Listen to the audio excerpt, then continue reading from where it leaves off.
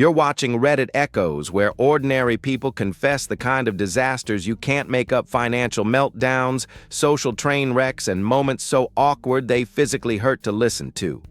Today we've got a lineup that hits every category: a man who won big and lost even bigger, a proposal gone horribly wrong, and a workplace nightmare involving a boss, his parents, and a very unfortunate coincidence. Settle in, because these stories go from unbelievable to unforgettable real fast. Story 1. The night I won $30,000 and lost everything else. I never thought one lucky night at a casino would be the thing that completely ruined my life. But here we are. I'm a 38-year-old guy working in IT, making six figures since my late 20s. I've always been the responsible type. I saved, religiously avoided stupid purchases, lived quietly, and honestly thought I had life figured out. At one point, I had over $500,000 sitting in my retirement accounts and more than $100,000 in cash. I felt safe, untouchable. The kind of person who could survive years without a job if I had to. And that's probably why everything fell apart so easily. I've always enjoyed going to casinos, but casually. Maybe a bit more than my friends, but nothing dangerous. Until one night last year.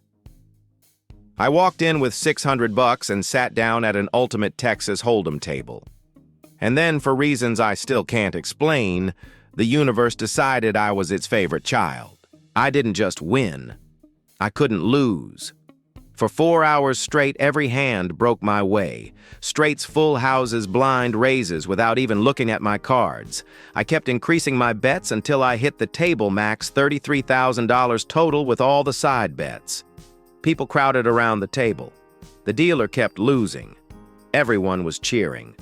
I was tipping players with $100 chips just because I felt like it. I had so many $500 chips in my pockets that my pants were literally sagging. By the time the dust settled, I had turned $600 into over $30,000. I'd never felt a high like that. It didn't even feel like money. It felt like power.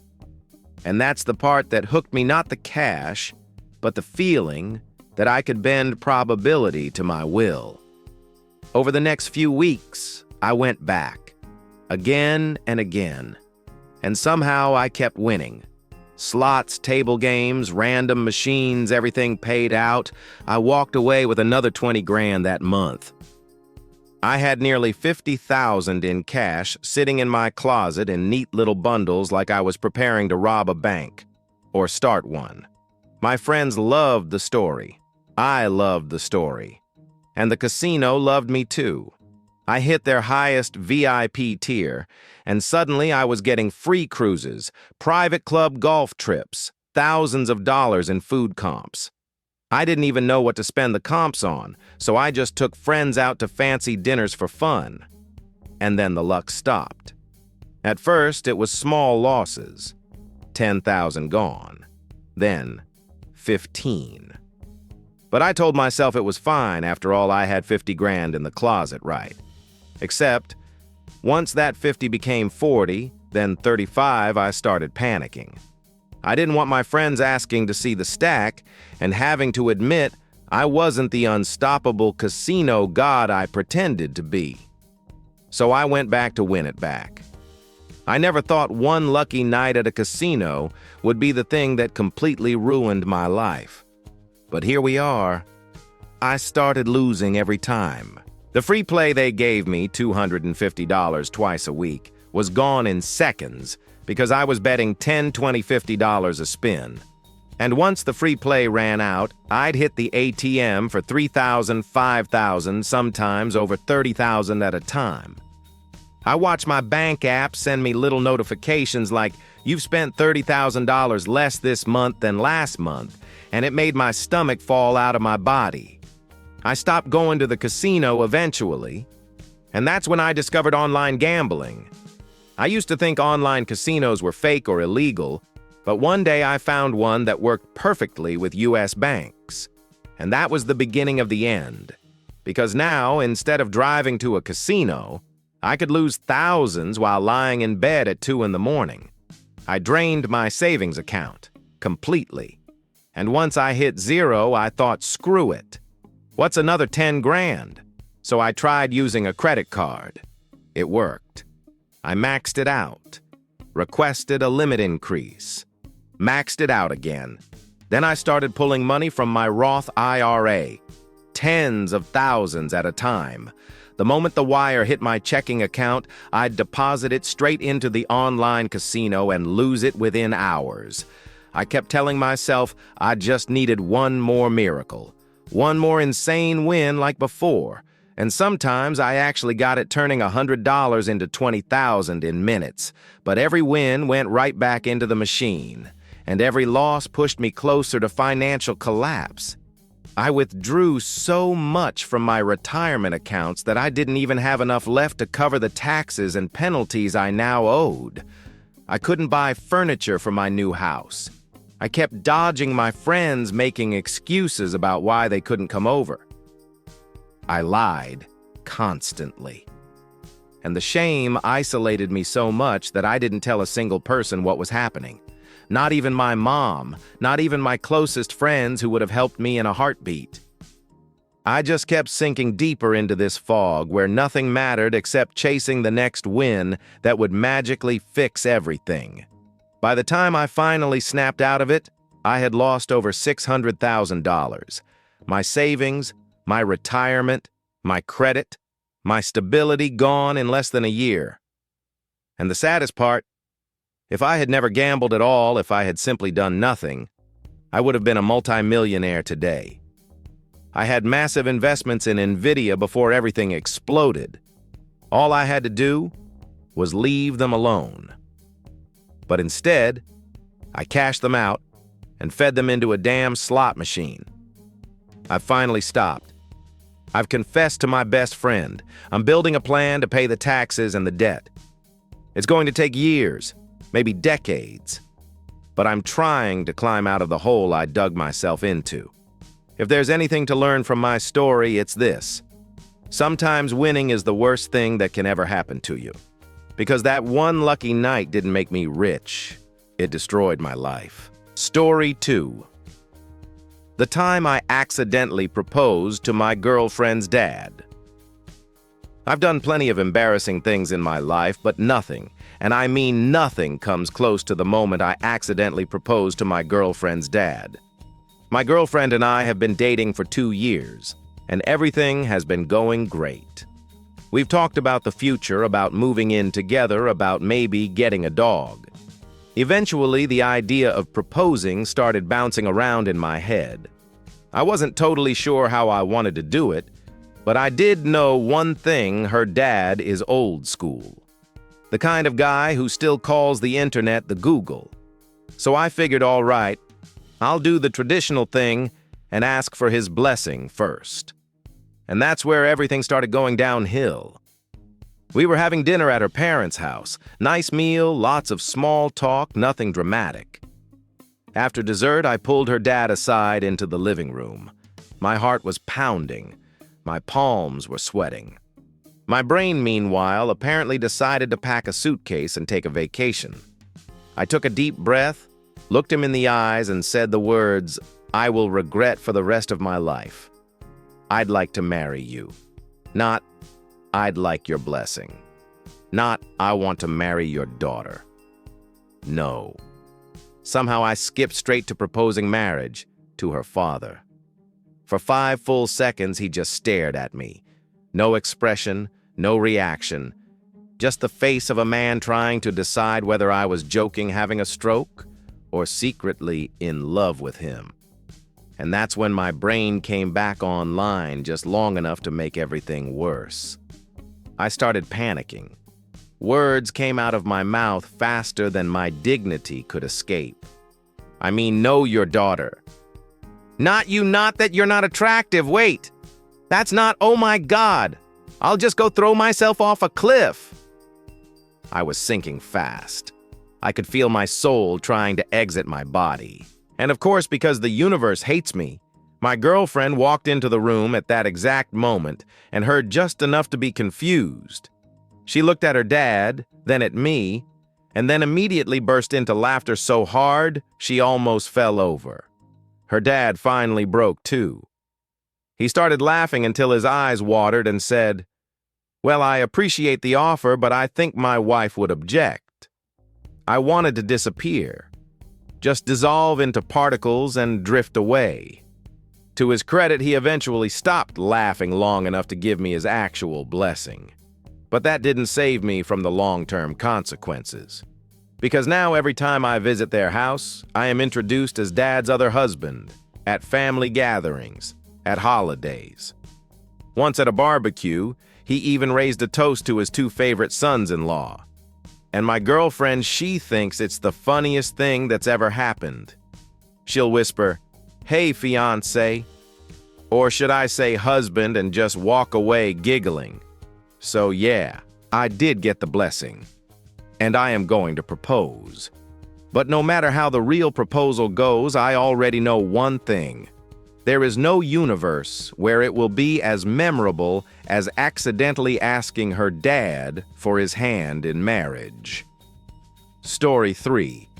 My boss found out I slept with his parents at a swinger party.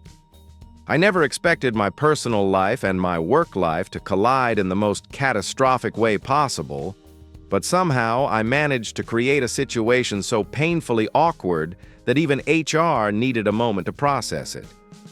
So buckle up, because this is the story of how my boss found out I've slept with his parents. And yes, both of them. I'm a 23-year-old woman, and my partner and I are swingers. It's a normal part of our lives. Not something I broadcast at work, obviously, but it's not some dark secret either. We go to clubs, parties, meet fun couples. It's our thing. Over time, you develop a small circle of people you vibe with, and for us, that included a married couple in their 60s. I'll call them Sue and Lewis. They're sweet fun and honestly more chill than most people my age. We've been to their house several times when they've hosted parties. Everything about this was completely separate from my work life. Until it wasn't. One morning at work, I was on the phone with my partner. We were chatting casually about an upcoming party Sue and Lewis were hosting at their vacation house. I said something like, "Yeah, Sue and Lewis are hosting again this Saturday. Same place, but the vacation house this time." Nothing explicit, just logistics. My boss happened to walk by and overheard the names. He stopped and said, "That's weird. My parents have a vacation house in that exact neighborhood, and their names are Sue and Lewis, too." I laughed it off, because that's the kind of coincidence you brush away immediately. Also, my boss has a different last name than them, so my brain didn't even consider a connection. I didn't think about it again. Fast forward to Saturday night. The party is in full swing.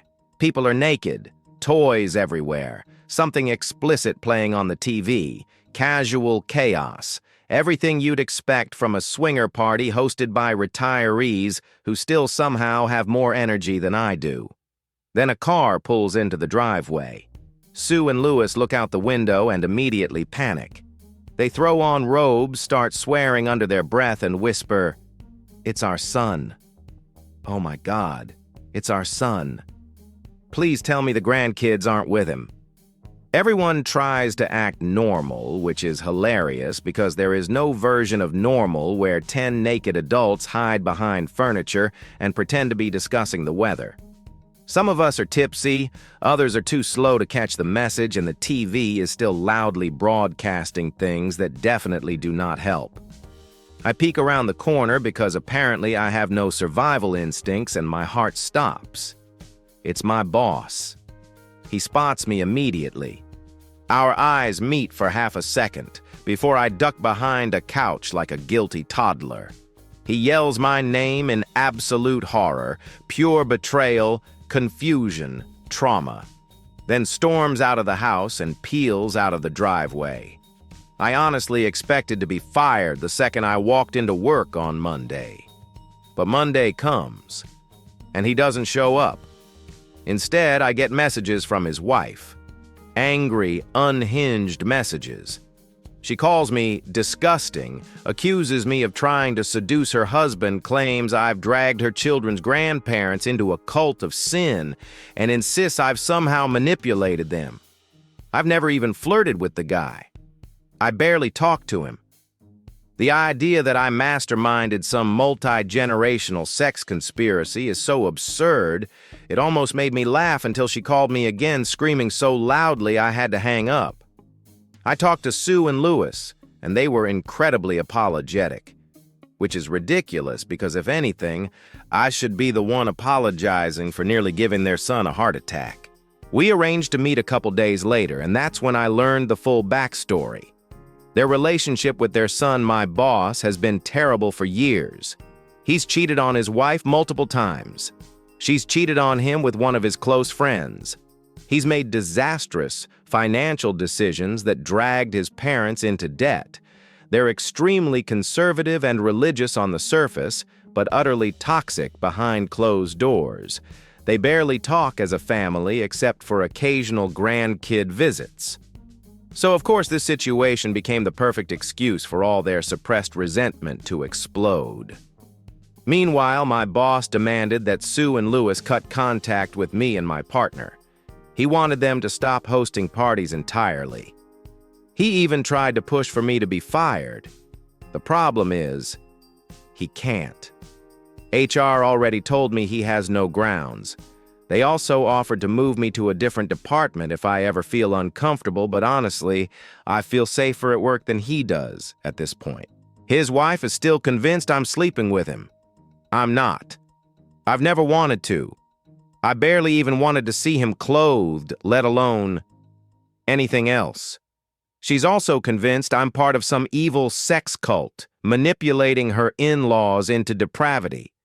Meanwhile, the truth is that Sue and Lewis just want to enjoy their retirement in peace with fun people who bring good snacks to parties.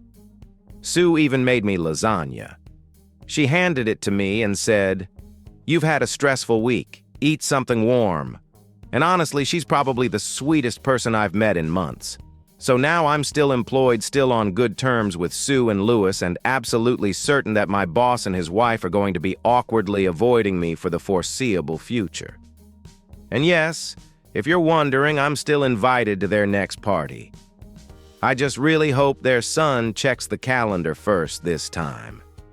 And that wraps up today's stories. If your life feels chaotic, just remember somewhere out there, a guy is still recovering from losing 6 figures to a slot machine. Another man is accidentally engaged to his girlfriend's dad, and a boss is avoiding his employee because she met his parents. In the worst way imaginable. Thanks for spending some time with me today. Take care of yourselves, make good decisions, and I'll see you in the next episode of Reddit Echoes.